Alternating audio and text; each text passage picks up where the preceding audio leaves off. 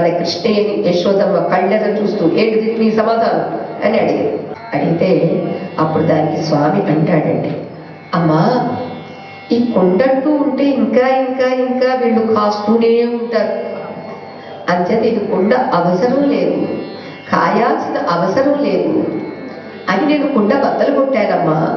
ఈ కుండ ఉంటే కదా అని. ఏమిటి కుండ బద్దలు కొట్టడము? ఈ శరీరమే నేను అనేటటువంటి అభిమానం లేకుండా బద్దలు కొట్టానమ్మా.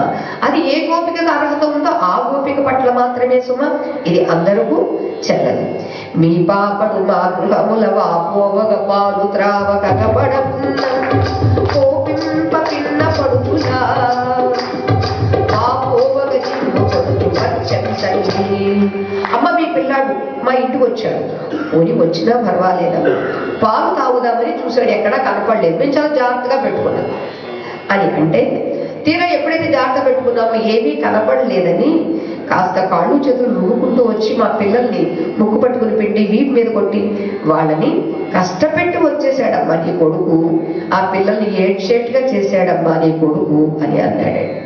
అంటే అప్పుడు ఏమిటి కాదా ఇలా చెబుతున్నారు అంటే, అమ్మా ఎవరికి ఏ సంపద ఉన్నా కేవలం వాళ్ళ కుటుంబం కోసమే మాత్రం కాదు కదమ్మా, వాళ్ళకి 5 రుణాలు ఉన్నాయి కదా. ఏమిటది? దేవరుణము, పితృరుణము, ఋషి రుణము, జాతి రుణము, భూత రుణము. 5 రుణాలే. ఈ 5 రుణాలు తీర్చుకోకుండా మా సంపాదన, మా పాలు, మా పెరుగు, మేమే తింటాము, మేమే చేస్తాము, మేమే అనుభవిస్తాము, అది తప్పు కదమ్మా. తేత్వగం భుజ్యతే పాప ఏ పచంతి ఆత్మకారణాత్ అని గీతలో చెప్పాడు స్వామి. ఎవరైతే వాళ్ళ కోసమని వండుకుంటారో, వాళ్ళ కోసమని సంపాదించుకుంటారో, వాళ్ళ కోసమని అనుభవిస్తారో అది వాళ్ళ పాపపు కూడు తప్ప అది ప్రసాదం కాని. అర్థమైందమ్మా? అందుచేత అక్కడ ఆ గోపికకు ఏ పిల్లల కోసమని వీళ్ళు దాచిపెట్టుకున్నారో ఆ పిల్లల్నే నేను ఏడిపించి ఆ దోషం రాకుండా చేశానమ్మా అని కృష్ణయ్య అంటాడండి. ఇక పుట్టడు నేడు దొంగిలబోయి మా ఇల్లు చొచ్చి తా ఉట్టి అందగా రోలు పీటలు నొక్క ప్రోవిడి ఎక్కి చే పెట్టజాలగా కొండ క్రింద ఒక పెద్ద తూటు నొరించి మీ పట్టి మెగడ పాలు చెరల బట్టి త్రావే తలోదని ఇది మనం చెప్పుకున్నాం. ఇంకో మరొక మజా లేదండి. ఆడంజని వీగడ పెరుగోడగ నీసుడు త్రావి ఒక ఇంచుగా తా కోడలి మూచిని జరిమిన కోడలు తెలుగు తెలుస్తుందండి మీకు? పోతనామాచుల వారి తెలుగు మన తెలుగు వాళ్ళకి తెలిసి తీరాలండి. ఆడంజని ఆ ఇంటికి వెళ్ళాడు, మంచి మేగడ పెరుగు కోడగా ఓర్చుకోలేక చూసేసరికి నీ సుతుడు కాస్త తాగాడటండి. తాగిన తర్వాత తాగడం తప్పు లేదమ్మా, కొద్దిగా తీసుకుని చూశాడట. వాళ్ళ కోడలు అక్కడే ఉందండి. ఆవిడ పాపం నాకు నిద్రిస్తుందో లేదా ఏం చేస్తుందో, ఆవిడ మూతికి రాసి చక్కా పోయాడమ్మా. వాళ్ళ అత్తగారు కోడలు ముచ్చు, నువ్వు కదా ఇదంతా తినేసావు పెరిగంతా అని కోడలతో అత్తగారు, అత్తగారితో కోడలు. ఈ కాలంలో అయితే కరాటే ఫైటర్ అనుకోండి కోడలు. అత్తగారు మరి ఏం చేయగలదు? ఇంకా చెప్పాలి అంటే అత్తగారిని మించిన కోడలు, కోడలు మించిన అత్తగారు మీ సీరియల్స్లో వద్దు మనకదొద్దు. అంటే ఇక్కడ ఎందుకు ఇలా చేసావు కృష్ణ, తప్పు కదా, పోతూ పోతూ కోడలు మూత రాసిపోయావేంటి, తిన్నవాడికి పూర్తిగా తిని చెప్పొచ్చు కదా అని అంటే చెప్పాడు. అమ్మా పాపం వాళ్ళ అత్తగారు లేచిన దగ్గర నుంచి పనులన్నీ చేసుకుంటూనే ఉంది. ఇవిడు ఇంకా లేవి. ఈ మన కృష్ణయ్య అండి చేసిన లీలలనే పగటి వేళ కాదు సుమా, కేవలం బ్రాహ్మీ ముహూర్తంలో మాత్రమే. బ్రాహ్మీ ముహూర్తము అని చెప్తే మనకి ఇంచుమించుగా 4:30 నుంచి 5:30, 4 నుంచి 5:30గా మనం చూసుకోవచ్చు.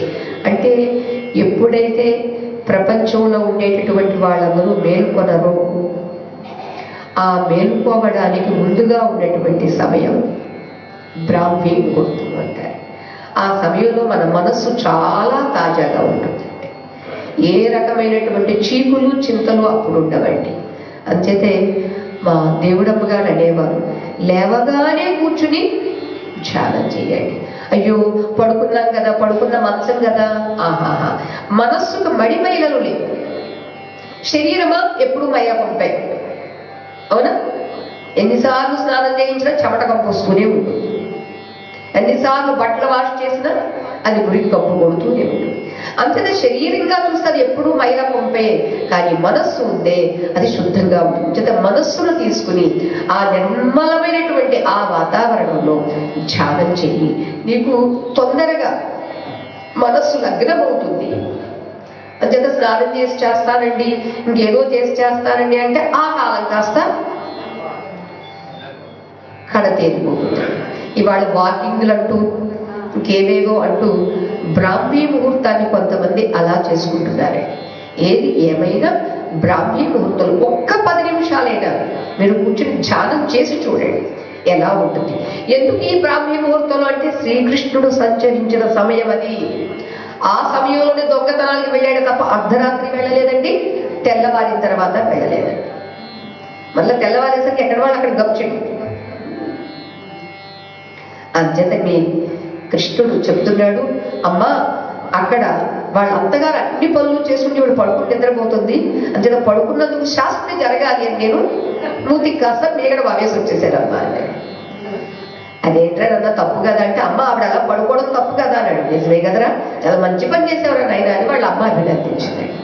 అత్త కొడల తగాదాలు అప్పుడు తర్వాత తెలిసింది, ఇలా కొంచెం రాసిపోయాడు అని ఆ అత్తగారికి. ఏదైనా నీకు తగిన శాస్త్రే చేశాడులే కృష్ణయ్య అని అత్తగారు అనుకుంటాయి. ఇక మరొకటి, వారిల్లు చొచ్చి కడవల దూరంలోకి నెయ్యి త్రావి తుది నా కడవల్ వీరింట నీసుతుండెడ వారికి వీరికి దొడ్డవాదయ్య సతీ. వాళ్ళ ఇంటికి వెళ్ళాడు, కడవల్లో మంచి దూరగా మంచి కమ్మటి నెయ్యి ఉందండి, బాగా తాగాడు, అందరికీ పోసాడండి. ఏం చేశాడు, కడవలేమో ఖాళీ అయిపోయినాయండి, కానీ ఖాళీ అయిన కడవల్ని వాళ్ళ ఇంటిని తీసుకొచ్చి వీళ్ళ ఇంట్లో పెట్టాడండి. పెట్టేసరికి ఇదిగో మా కడవలు ఏమైనా వెతుక్కుంటే మీ ఇంట్లోని మీరే కదా దొంగలు అని వాళ్ళు అన్నారండి. మేమెందుకు దొంగలని వీళ్ళని. ఇద్దరికి పెద్ద బాధ అయిపోయింది, గొడవ అయిపోయిందమ్మా అని అంటే కృష్ణయ్య చెబుతాడండి, అమ్మా ఎవరు ఏది ఏమైనప్పటికీ నాది అని అనుకుంటారేంటమ్మా, ఎవరిదమ్మా ఏది? కొండలు వాళ్ళు తెచ్చుకున్నారా పుట్టేటప్పుడు, పెరుగు పాలు తెచ్చుకున్నారా వచ్చేటప్పుడు? లేదు కదమ్మా. అందుచేత వీళ్ళిద్దరి మధ్యలో పొరపచ్చాలు పోవాలి కాబట్టి వాళ్ళింట్లో వీళ్ళింట్లో పెట్టారమ్మా. ఇవాళ ఉన్నవాడు మరో జన్మలో మరొక ఇంట పుడుతూ ఉంటాడు. ఈ జన్మలో ఈ ఇంట, మరో జన్మలో మరొక ఇంట.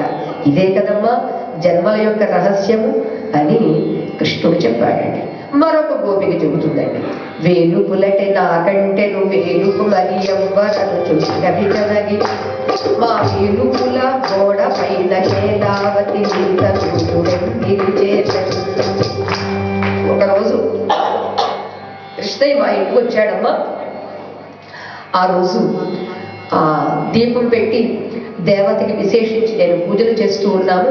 గోడకి కాస్త పసుపు పూసి బొట్టు పెట్టి చేస్తూ ఉంటే నీ కొడుకు వచ్చాడు, ఏంటి ఏం చేస్తున్నావని అడిగాడు. దేవత నివేదన చేస్తున్నాను, నువ్వు కూడా దండం పెట్టు అంటే అన్నాడు. ఏమిటి, నేను రాకముందు మీకు చాలా మంది దేవుళ్ళు ఉన్నారు, అందరి దేవుళ్ళ కన్నా నేనే కదా గొప్ప దేవుణ్ణి అని అంటూ ఎంగిలి కాస్త తీసి ఆ గోడకి ఆ దేవత ఎక్కడైతే అన్నానో దానికి పూసి వచ్చేసాడమ్మా అన్నాడు. అన్నది గోపిక.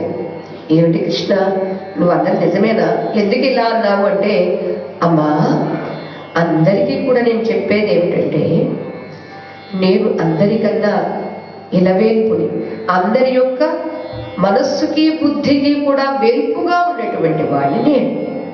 అటువంటి నేను వచ్చిన తర్వాత కూడా ఈ చిన్న దేవతలు, అల్ప ఆరాధనలు ఇవన్నీ ఎందుకమ్మా అని నేను చెప్పానమ్మా అని అన్నాడండి.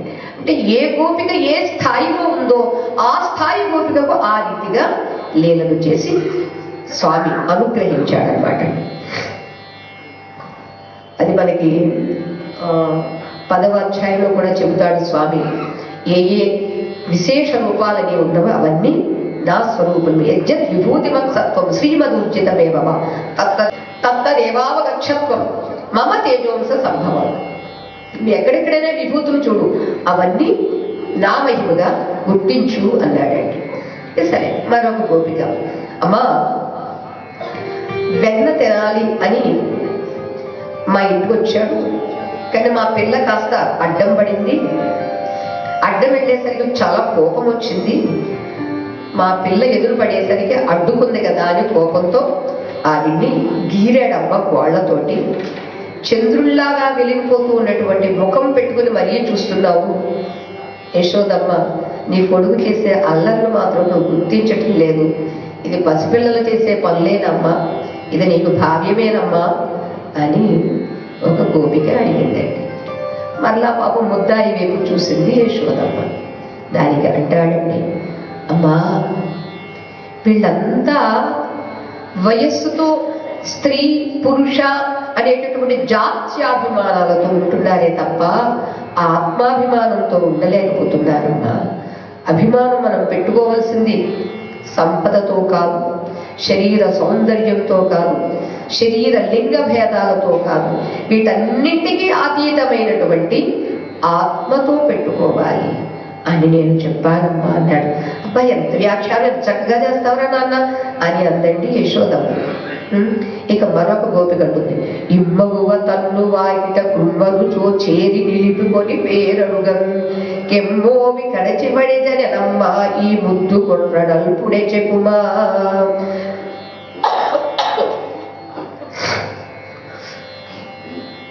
ఇదిగో ఈ ఇల్లాలు వాకిట్లోంచి వెళుతూ ఉంటే, మీ పిల్లాడు వెళుతూ ఉంటే, ఏ నల్లోడా ఇట్రా అని పిలిచిందట. నల్లోడ అంటే ఎవరికైనా కోపం రాదండి? మనకే కోపం వస్తుంది కదా. నల్లోడ, తెల్లోడ, పక్కోడ, ఇంకా లావుగా ఉన్నవాడిని ఏమంటారు? నాకు అర్థం కాదు. మొత్తానికి మీ అందరికీ తెలుసు కాబట్టి ఇబ్బంది లేదు. అలా ఎలా ఉంటే అలా పిలిస్తే ఏం బాగుంటుందండి. అందుచేత మా ఈ ఇంటి ఇల్లాలు వాకిటి ముందు నుంచి నీ కొడుకు వెళ్తూ ఉంటే పిలిచిందట. ఏంటి దేనికి పిలిచావని అడిగాడు. అడిగితే ఇంతకీ నీ పేరేమిటి అని అడిగింది. పేరేమిటని అడిగితే పేరు చెప్పొచ్చు కదమ్మా. నీ కొడుకు ఏం చేశాడో తెలుసా? పేరు చెప్పలేదు సరిగదా, పెదవి కొరికి పారిపోయాడు. నీ ముద్దుల కొడుకు తక్కువ వాడేం కాదమ్మా, అన్ని చిలిపి పనులు కొట్టావు. అప్పుడు మీరు అర్థం చేసుకోండి, 3 ఏళ్ల లోపు కుర్రాడే తప్ప 3 ఏళ్లు దాటిన వాడు కానే కాదు. మీరు మళ్ళీ ఇవన్నీ మీరు 30 ఏళ్ళ కుర్రాడుగా అనుకున్నారనుకోండి, మొత్తం భాగవతం అంతా రసాభాసం అయిపోతుంది. 3 ఏళ్ల లోపు కుర్రాడండి. అంచేతమ్మ ఇలా చేశాడమ్మా నీ కొడుకు అని అంటే, కృష్ణ ఏమిటి ఇలా చేశావు అని అంటే, అమ్మా తను నా పేరు అడిగింది, అప్పుడే నాకు మీరు నామకరణం చేసి ఎంతకాలం అయ్యింది, ఇంతవరకు ఆవిడికి నా పేరు తెలియలేదా? సరే తెలియలేదు. అడగాల్సినప్పుడు ఎలా అడగాలి? నోటితోట అడగడము. అందుచేత ఆవిడికి ఏ నోటితో అడిగిందో ఆ నోటిని నేను కొరికి ఆవిడికి అర్థమయ్యేట్టుగా చేశానమ్మా అని.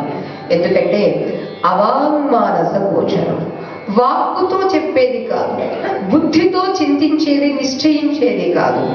ఆత్మస్వరూపం అనేటటువంటిది వీటన్నింటికీ ఆవల ఉండేది. ఎప్పుడైతే పెదవి కొరికడం అలా ఉండిపోయిందండి ఆ పెదవి నొప్పిలు.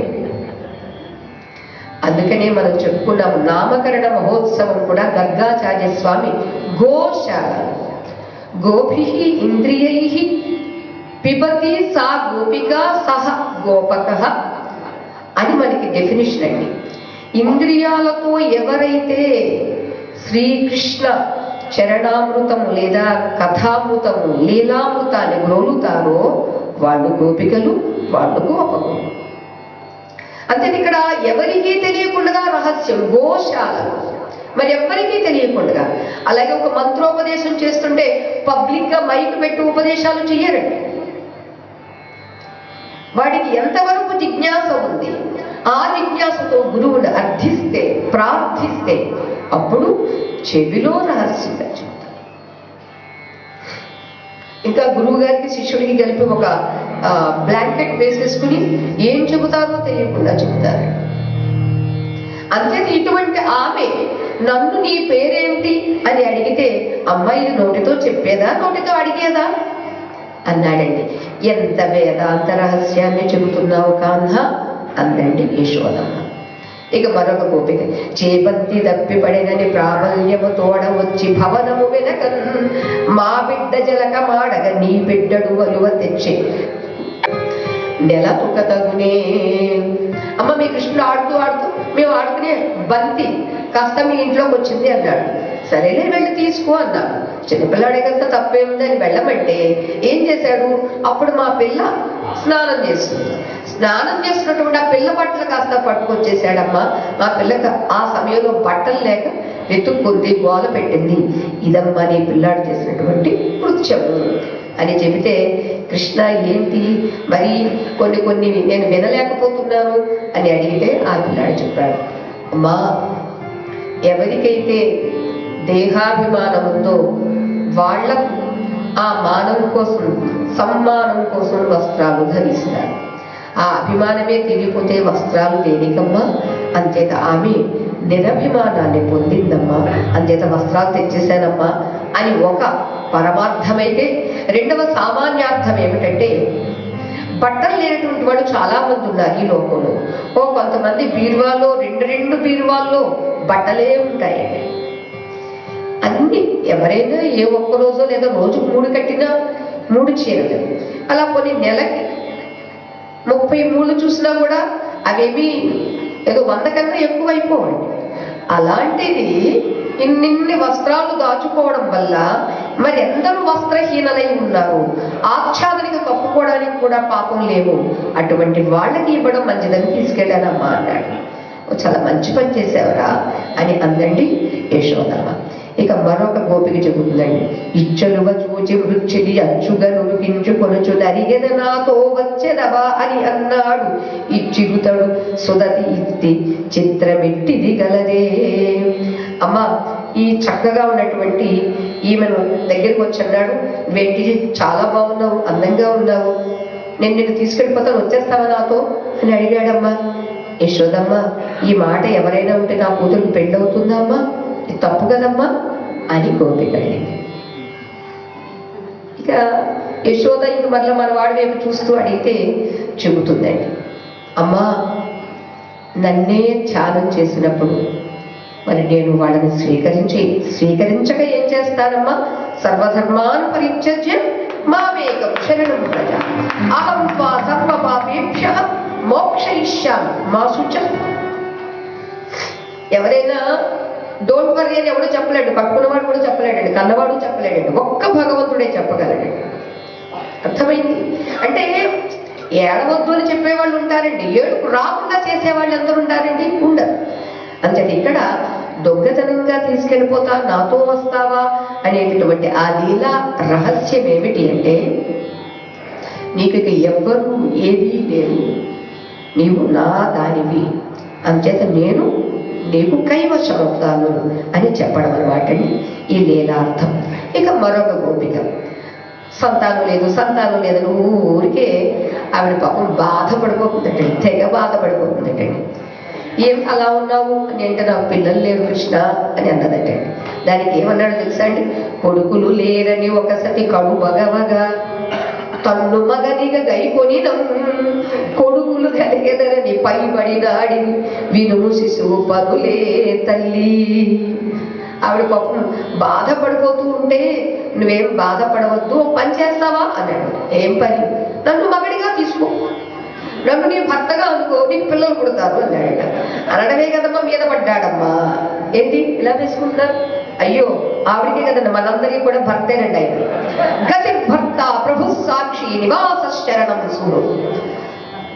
బాలలీలల్లోనండి అర్థం చేసుకుంటే అది మనస్సు అండి ఆ లీలలో మోహం చెందుతుందండి. అందుకని ఇంతటి లీలలు కూడా విడిచిపెట్టకుండా పరీక్షిత్ మహారాజుకి వినిపిస్తున్నారు ఆ శుక మహర్షి అంటే ఎంత ఘనమైనటువంటి లీలలు. అర్థమైందండి. పాప ఆవిడెవరో ఇలా చంపలు వేసుకుంటున్నారు. జీవులందరికీ గతి వాడేనండి, జీవులందరికీ పతి కూడా వాడేనండి. అందుచేతే ఉత్తర పాహి మహాయోగి దేవదేవ జగత్పతే నాణ్యం త్వదభయం పశ్యే యత్ర మృత్యుః పరస్పరం. హే మహాయోగి, నీవు జగత్తుకి పతివి, అంచేత నేను అనాథని ఎందుకు అవుతాను? నాకు కూడా నీవే పతివి, నన్ను కాపాడాల్సిన బాధ్యత నీకు ఉంది అని గుర్తు చేసిందండి. ఇదండి, ఒక మనిషికి జ్ఞానం ఉంటే ఆ జ్ఞానంలో వచ్చిన ప్రతి సమస్యను తట్టుకోగలడండి. సమస్యను దాటడానికి కూడా ప్రయత్నము, ఒక ప్రామాణికతగా ముందుకు వెళ్తాడండి. అందుకే జ్ఞానం జ్ఞానం జ్ఞానం జ్ఞానం నరాణం అధికం విశేషం. విశేషమైనటువంటి జ్ఞానమే లేకపోతే మనిషి అసలు దేనిలో గొప్పవాడండి? దేనిలోని గొప్పవాడు కాదండి. పామరుడే అజ్ఞాని అన్నట్టుగా. అందుచేత ఎందుకు ఇలా అన్నావు కృష్ణ అని అంటే చెప్పాడండి, ప్రతి జీవికి నేనే భర్త. భర్త అనే శబ్దానికి మీకు అర్థం తెలియాలండి. భరించువాడు భర్త, భరింపబడేది భార్య. అంటే ఎవడైతే వివాహం చేసుకున్న తర్వాత ఆ అమ్మాయికి తనకి పుట్టినటువంటి పిల్లల్ని, ఈ అమ్మాయికి సంబంధించినటువంటి కుటుంబస్తులు, ఈ అబ్బాయికి సంబంధించిన కుటుంబస్తులు, ఇంతమందిని భరించేటటువంటి వాడు ఎవరు? అతడు భర్త. ఇక భరింపబడేటటువంటిది భార్య. ఈ యావత్ ప్రపంచాన్ని భరించేటటువంటి వాడు ఎవరండి? మీరు మీ ఇంటికి భర్త అండి, ఆ ఊరికి భర్త కాదుగా, ఆ రాష్ట్రానికి భర్త కాదుగా, ఆ దేశానికి భర్త కాదుగా, ఎన్నో దేశాలు ఉన్నటువంటి ఈ ప్రపంచానికి భర్త కాదుగా. జగత్పతి, జగత్పతి. కాబట్టి ఎవరైతే సంతతి లేదు అని అనుకున్నారో వాళ్ళు శ్రీకృష్ణుణ్ణి భర్తగా భావిస్తే తప్పనిసరిగా సంతతి కలుగుతుంది. సంతాన గోపాలకృష్ణ అనే మంత్రం కూడా ఉందండి. ఇది మా గురువు గారు యోగినీమాత గారు చాలా మందికి అది ప్రయోగం చేశారండి. చాలా మందికి అలా పిల్లలు పుట్టిన వాళ్ళు ఉన్నారు. అంటే ఈవాడు మీకు సోలాపూర్ వాళ్ళు ఎవరు లేరు అనుకుంటారు. నాకు తెలిసి సోలాపూర్లో దగ్గర వందలాది మంది ఈ మంత్రంతో అలా రావి అశ్రద్ధ వృక్షముల యొక్క ప్రదక్షిణతో సంతానం పొందినటువంటి వాళ్ళు ఉన్నారు. ఎందుకంటే ఆ గోపాలకృష్ణ యొక్క మంత్రమే సంతాన గోపాలకృష్ణ. అంచేత అమ్మ ఆవిడ పిల్లలు లేదు, పిల్లలు తెగ బాధపడిపోతుందమ్మా. అంచేత ఆవిడ నన్ను భర్తగా చేసుకుని పిల్లలు పుడతారు, నన్ను తప్పు కాదు కదమ్మా అన్నారు. ఎందుకంటే ఇక్కడ ఏది తప్పు పట్టడానికి వీలు లేకుండా చిన్న పిల్లాడండి వాడు, డింభకుడండి, వాడు అర్భకుడండి. చిన్న పిల్లాడిగా కనిపించేటటువంటి చాలా పెద్దవాడండి వాడు. బ్రహ్మండి. బ్రహ్మ అనే శబ్దానికి అర్థం బ్రహ్మణోర్ధాతో ఇది బ్రహ్మ, బ్రహ్మతత్వా ఇది బ్రహ్మ. ఈ లోకంలో ఈ లోకాలన్నింటినీ భరించేటటువంటిది ఏదైనా ఉంది అంటే అదే బ్రహ్మ. అటువంటి బ్రహ్మండి వీడు. అటువంటి బ్రహ్మ ఇలా మాట్లాడుతున్నాడు అని చెప్పిన తర్వాత ఇక నెక్స్ట్ మరొక గోపిక ఉందండి. ఈ లీల కూడా చెబుతున్నారండి. ఇది చాలా మంది గ్రహించాలి. తలగిన దానం తల మన తలగక యాచిదికి నాన తల ఎత్తగా నే తలగిన చోటయ్యది అని తలయు చెల్లిసుకుంటూ తగవెప్పుడు. మా ఇంట్లోకి వచ్చాడు. మా అమ్మాయి దూరంగా జరిగింది, పీరియడ్స్ టైం. అంతేత దూరంగా జరిగింది. అటు వెళ్ళకు కృష్ణ అంటే ఏంటి? నన్ను అటు వెళ్ళకు ఇటు వెళ్ళకు అని నన్ను శాసిస్తారా? అసలు నేను లేనిది అక్కడ, మీరు నన్ను అలా చేస్తారా అని, నేను లేని చోటంటూ ఏది లేదు కదా అని వెళ్ళి తల ఊపి ఆ పిల్లని తాకి వెళ్ళిపోయాడమ్మా. అప్పటి నుంచి కడుక్కోలేక చూస్తున్నాము ఇవన్నీ అని ఒక గోపికండి. ఏమిటది? అంతర్బహిష్ట తత్సర్వం వ్యాప్య నారాయణ స్థిత. లోపల బయట వ్యాపించి ఉన్నటువంటి వాడు ఎవరు? అతడు ఈ శ్రీకృష్ణుడు. అంచేత బహిష్టు అనే దానిలో వేరుగా ఉండడము లేకపోతే వేరుగా ఉండకపోవడం అనేది కాదండి. ఆ సమయంలో కూడా భగవంతుడు అంతటా ఉన్నాడు అనేటటువంటి స్పృహ మనకు ఉండాలి. అర్థమైందమ్మా? అంతేకాదు చాలా మంది ఇంట్లో ఎవరు గతించారనుకోండి, సంవత్సర కాలం వరకు దేవుడు లేదు, దీపం లేదు, ధూపదీప నైవేద్యాలు లేవు అని సంవత్సరం స్వస్తి పెట్టేస్తారండి. అదే ఒక బ్రాహ్మణుడైతే ఆ 12 రోజులు 14 రోజులు శుచి అయిపోయిన తర్వాత ఇంట్లో కాస్త స్వస్తి చెప్పేసుకున్న తర్వాత మళ్ళా వాళ్ళు వచ్చి వాళ్ళు దేవాలయాలు వెళ్ళిపోతారు, వేదం చదివే వాళ్ళు వేదం చదవడానికి వెళ్ళిపోతారు. అవునా?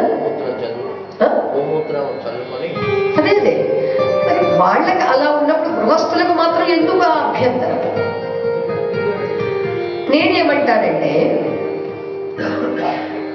మా దేవుడు గారు కూడా చెప్పేవారండి, పురిడి మైలని, బహిష్టు మైలని, లేకపోతే ఏది మృత్యు మైల అని. ఈ 3 మైలల్లోనే బంధుబలం ఎక్కువ ఉందనుకోండి. పూర్వకాలం 6, 12 మంది, 20 మంది అలా ఉండేవారు. వాళ్ళ సంబంధికులు అంటే రోజు ఎవడో ఒకడు పుడుతూనే ఉంటాడు, ఎవడో ఒకడు పోతూనే ఉంటాడు. పుట్టాడు కదా అని, పోయాడు కదా అని మనం ఇంకా అవేవి చేయకుండా ఉన్నామని కూడా అసలు ఏమీ చెయ్యడానికి వీలే లేకుండా మన జన్మంతా దానిలో ఎక్కడ సరిపోతుంది. అందుచేత మనస్సు అనేది మడి మైలకు అతీతంగా ఉంటుంది కాబట్టి మానసికంగా మీరు ఎప్పుడైనా జపం చేసుకోవచ్చు, మానసికంగా ఎప్పుడైనా మీరు చింతన చేసుకోవచ్చు. అర్థమైందమ్మా? అంచేది ఇక్కడ నేను బయట ఉన్నాను కాబట్టి ధ్యానం చెయ్యకూడదు అని అనుకోవాల్సిన అవసరం లేదండి. మీరు బహిష్టు ఉండవచ్చు కాక, అది కూడా వైజ్ఞానికంగా ఆలోచిస్తే ఆ 3 రోజులు ఆ స్త్రీకి విశ్రాంతి అవసరం కాబట్టి అలా శాస్త్రం చెప్పింది. పూర్వకాలం మనకి వాళ్లే అన్ని పనులు చేసుకునేవారు. దంచుకుని తప్ప బియ్యం ఏ పూటకు ఆ పూట తీసుకునేవాళ్ళు కాదండి. అంటే దంచుకోవడం లేకపోతే అలాగే రుబ్బుకోవడం ఇవాళ అవేమీ లేవు కాబట్టి మనకు నడుము నొప్పులు వచ్చేసి అన్ని నొప్పులు రండి. అంతేత అవన్నీ పూర్వకాలం ఉండేవి కాబట్టి అంత శ్రమ పడకూడదు, ఆ 3 రోజులు విశ్రాంతిలో ఉండు అనేవారు. అంటే విశ్రాంతి శరీరానికే కానీ మనస్సుకు అవసరం లేదు. అంతేత ఆ మనస్సుతో భగవంతుని అర్చించు. పురిడి 9 రోజులని, ఎవడో చనిపోతే 12 రోజులని, ఇంకా ఏదో బయట ఉన్నారని ప్రతి నెలకి ఆ 3 రోజులని పెట్టుకుంటే అనుకోకుండా అప్రయత్నంగా ఆ మైలలో ఉన్నప్పుడే మనకి మరణం వస్తే ఏమిటి?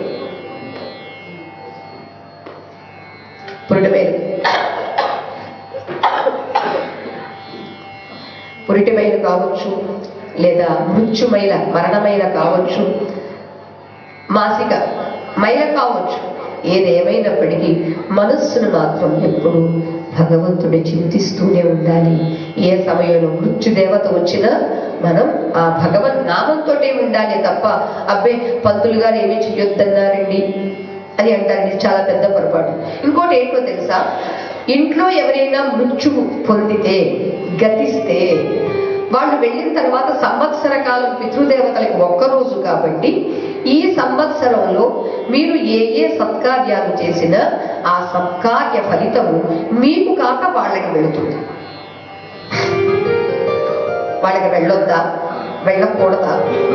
అది మీకింత జన్మనిచ్చారు, మీకింత ఆస్తినిచ్చారు, మీకింత వైభవాన్ని ఇచ్చారు. ఇన్ని ఇచ్చిన వాడి 1 సంవత్సరంలో మీరు ఏదో చేస్తే వాళ్ళకి పోతుందంటే ఎలా చెయ్యాలి? అంచేత ఒక 12 రోజులు 15 రోజులు తప్ప మిగిలిన సమయంలో కూడా చేసుకోవాలి. లేకపోతే మనకి చేసినంత జన్మలో చేసుకున్నదంతా వృధా అయిపోతుంది. ఇక మరొక గోపిక చెబుతుందండి, వ్రాలగ వచ్చిన నీసతి చూలాలం తలగుమనిన చూలముటకు ఏ మూలంబు చెప్పుమని ఈ బాలుడు చెప్పుదురే సతులు పర్వేందుముఖి. అమ్మ నీ కొడుకు ఇప్పుడు నడవడమే చేత కాదమ్మా, ఒక పక్షి ఎగిరినట్టుగా ఎగురుతాడమ్మా, వాలతాడమ్మా, షడ్గా వాలుతాడు. అలా వచ్చినటువంటి వాడు మీద వస్తుంటే హే కృష్ణ ఏంటి ఆవిడ నిండు చూడాలి, ఆవిడ మీదకి పడతావు, మంచిది కాదు, దూరంగా జరుగు, నువ్వు కుదురుండవు అని అంటేనట. ఇప్పుడు చెప్పాడండి, అసలు ఆవిడ చూలవ్వడానికి కారణం నేను కదా, ఆవిడ గర్భం ధరించింది అంటే కారణం నేను కదా, ఎందుకు అలా మాట్లాడుతూ నన్ను కాదు పొమ్మంటావా అని కోపంగా ఖండన చేశాడమ్మా. పిల్లాడు ఇలాంటి మాటలు చెబుతాడమ్మా, ఎవరైనా ఈ మాటలు వింటే ఆ కట్టుకున్నవాడు ఏమైపోవాలమ్మా అని అడిగిందండి ఒక గోపిక. ఎందుకంటే ఒక స్త్రీ బ్రతికింది అన్నా, ఒక స్త్రీ వివాహం అయ్యింది అన్నా, ఒక స్త్రీ గర్భాన్ని ధరించింది అన్నా, ఎవడి అనుగ్రహం ఉంటే ఇవన్నీ ఉన్నవో వాటికి కారణం అతడు కాదా?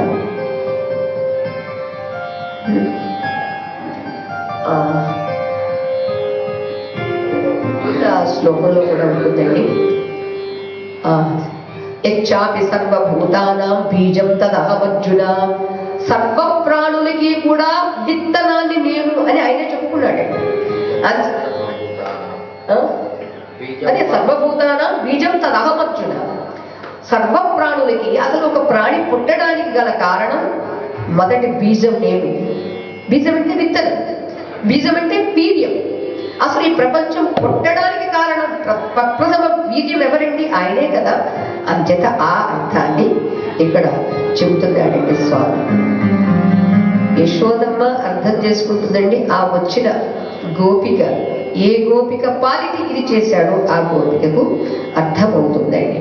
ఇక మరొక్కటండి, మగువా నీ కుమరుడు మా మగవారు అటుపోవ చూచి మంతనమనకు తగచీరి పొందు నడిగెను జగముల మున్నిట్టి శిశువు చదువు బడెనే. అమ్మ నీ కొడుకున్నాడు చూడు, మా యశోదమ్మ వింటున్నావా? నీ కొడుకున్నాడు చూడు, మా మగవాళ్ళందరూ అలా అటు పోతే ఇలా వస్తాడమ్మా, మా వాళ్ళందరూ ఇటు పోతే ఈ దారిలో వస్తాడమ్మా నీ కొడుకు. వచ్చి ఏమంటాడో తెలుసా? రా మనిద్దరం కూర్చుందాం అని నాతో పొందు కోరుకుంటాడమ్మా. ఇలాంటి శిశువు లోకంలో ఎక్కడైనా ఉంటాడమ్మా, ఎక్కడైనా దొరుకుతాడమ్మా అని ఒక గోపికి చెబితే, కృష్ణయ్య వైపు చూస్తే, అమ్మా నా పొందు కోరుకోవడం అనేది అందరికీ సాధ్యం కాదమ్మా. ఇది రాజ విద్య, రాజరహస్యం. ఇది గుష్యాతి గుష్యం. ఇంట్లో ఎవరో ఉండగా ఇవి వాళ్ళకి తలకెక్కవు. అంచేత ఎవ్వరున్నా కానీ గ్రహించలేరు. కాబట్టి ఎవ్వరూ లేనప్పుడు, ఏకాంతంగా ఉన్నప్పుడు మాత్రమే నేను చెప్పేటటువంటి బోధ, నా యొక్క సంబంధము, నా యొక్క కలయిక వాళ్ళకి సాధ్యమవుతుంది. యోగము అంటే విడిపోయిన రెండు కలవడబండి, జీవ ఈశ్వర ఐక్యత. అందుకనే బ్రాహ్మీ ముహూర్తంలో నీవు చెయ్యి. లేదు బ్రాహ్మీ ముహూర్తంలో కూడా ఎగ్జామ్స్ అని పిల్లలు లేచారు, ఇంకేదో బిజినెస్ అని అతడు లేచాడు, వ్యాపారం ఇది వ్యవసాయం అని భర్త కూడా లేచారు. ఓకే, అందరూ లేచిన తర్వాత ఆయా పనులన్నీ గృహిణిగా నీ ధర్మాన్ని, నీ కర్తవ్యాన్ని నిర్వర్తించు. అందరూ వెళ్ళిపోయిన తర్వాత అప్పుడు నిర్మలంగా కూర్చుని స్వామిని ప్రార్థించు. అప్పుడు ఎందుకంటే మనసుకి ఎక్కడికి డైవర్ట్ కాదండి. మీరు జపం చేసుకోమన్నారని ఇక్కడే కూర్చోవడం, ఒక ప్రక్క పిల్లడు అమ్మ నాకు బాగా ఉన్నాడు, ఇంకో పిల్లేమో అమ్మ నాకు జడవేయండి, మీ ఆయన గారేమో నాకు టిఫిన్ టైం అయిపోయింది, ఏం చెప్పమంటది? కాదు, సాధ్యం కాదు. అందుచేత మీ వాళ్ళందరూ వెళ్ళిపోయిన తర్వాత నీవు ఒంటరిగా ఉండి ఒంటివాడైనటువంటి నన్ను నీవు ప్రార్థిస్తే అప్పుడు నీకు నాకు సంయోగం కుదురుతుంది. ఇక్కడ గోపికలు అని మాత్రమే కాదండి, ఇక్కడ పురుష శరీరాన్ని ధరించి ఉన్నప్పటికీ జీవ ప్రకృతి అలా ఉండాలి. రామానుజాచార్య స్వామి వారు, అలాగే 12 మంది ఆళ్వార్లు కూడా, భగవన్ పనికిరాని పురుష శరీరాన్ని ఇచ్చావే, మేము కూడా స్త్రీలుగా భావించుకొని నిన్ను మేము ప్రార్థిస్తున్నాము. నీవే మాకు ప్రియుడివి, నీవే మాకు సకుడివి, సర్వస్వము నీవే అంటారండి. ఎందుకో తెలుసా? పురుషోత్తముడు భగవంతుడు ఒక్కడే కాబట్టి జీవులందరూ స్త్రీలే. అర్థమైందమ్మా? ఆ రకంగా ప్రార్థిస్తారు. ఇక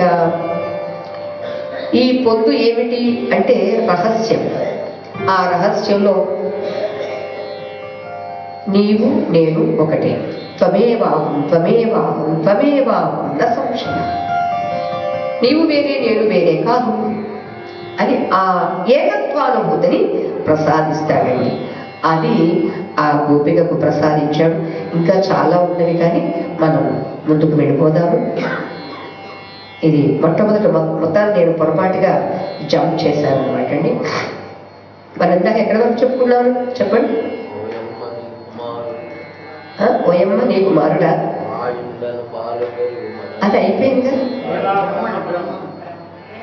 బ్రహ్మగారు స్వామిని ప్రార్థించారు, ప్రార్థించిన ఆ బ్రహ్మగారు వెళ్ళిపోయారు. ఇక తరువాత ఇక్కడ కాళీయ వర్ధనం అండి. ఒక మడుగు ఉంది, ఆ మడుగులో ఉన్నటువంటి జలము నుండి వచ్చేటటువంటి ఆ గాలికి అటు పక్షులు వెళితే మాడిపోతున్నాయి, పశువులు వెళితే కాలిపోతున్నాయి, ఇక మనుషులు అసలు చెప్పనక్కర్లా. అలాంటి ఆ కాళీయుడు గురించి, ఆ మడుగు గురించి మన స్వామికి అది విజ్ఞప్తి చేస్తే, ఆహా అలానా, మనం వెళ్ళి చూద్దాము అంటాడు. వెళ్ళినటువంటి స్వామి కాస్త అందరూ చూస్తూ ఉండగానే ఆ చెట్టు ఉంటే చెట్టు కొమ్మ ఎక్కి కొమ్మ మీద నుంచి మడుగులోకి దూకాడు. మడుగులోకి దూకి చాలాసేపటి వరకు పైకి రాలేదు. మడుగులోకి దూకి ఎక్కడ వాడు దాగి ఉన్నాడో అక్కడ వరకు లోతుకు వెళ్ళాడు. వెళ్ళేసరికి వాడు కాళీయుడు సామాన్యుడు కాదు. వాడికి ఉన్నటువంటి పౌరుషంతో స్వామితో చాలా యుద్ధం చేస్తాడు. వాడు ముఖం నుంచి విషం కప్పుతాడు, రక్తాన్ని కప్పుతాడు, ఉష్ణాన్ని కప్పుతాడు. ఏది కక్కినప్పటికీ కూడా స్వామి మధ్యస్థంలో అన్నింటికీ లోనైపోయిన వాడిగా తోకతో స్వామిని ఒళ్ళంతా చుట్టేసి పైకి లేపుతాడండి. అందరూ చూసి అయ్యయ్యో మన స్వామి ఏమైపోయాడు ఏంటి ఇలా అంటే, ఏమీ తెలియని వాళ్ళ ప్రాణాలు కోల్పోయిన వాడిలా కనిపిస్తాడు. మళ్ళా లోపలికి తీసుకువెళ్ళిన తర్వాత ఒక్కసారి శరీరాన్ని పెంచేసరికి దాని పాము యొక్క ఆ తోకంతా చిట్లిపోయింది. మళ్ళా ఒక్కసారి కాళీయుడి యొక్క తలల పైకి ఎక్కి నృత్యం చేస్తాడు. అప్పుడు అందరూ చూస్తారు. ఆ కాసేపు స్వామి కనపడకపోతే ఈ వార్త ఆ బృందావనంలో ఉన్న పెద్దవాళ్ళకి, పిల్లలందరికీ వెళ్ళిపోతే మొత్తం అంతా తరలి వచ్చిందండి ఆ కాళీయ మడుగు దగ్గరికి. ఇక దానిలో ఆ దృశ్యాన్ని చూసి యశోదమ్మ, రోహిణి అమ్మ స్పృహ కోల్పోయారు. అక్కడ చెబుతారండి, కన్నా నీవుంటే మమ్మల్ని అందరినీ రక్షించేవాడివి, నీవే లేకుంటే నిన్ను